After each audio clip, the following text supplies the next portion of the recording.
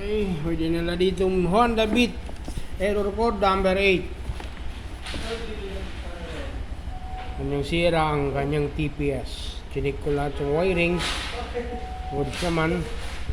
Ang resistance, hindi rin grounded. So, ang problema ito, TPS. Ang problema nito, hindi nakakabili ng KPS lang. So, kailangan buo kasama itong throttle body.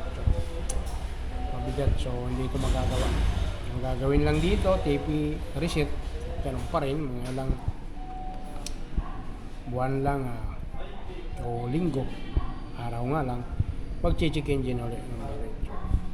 May nabibili naman nito, yung sinasabi lang mura, ang problema, walang assurance kung tatagal. Swerte lang kung umabot ng isang buwan. Malamitan yan ng mga pinabibili o nagpapabili sa labas. Linggo lang, sira na naman ang TPS. Mura nga, doble-doble naman ang gastos. So sa mga gusto bumili ng throttle body, standard po, buo tayo. Lalagay ko lang sa comment section ng kanilang link.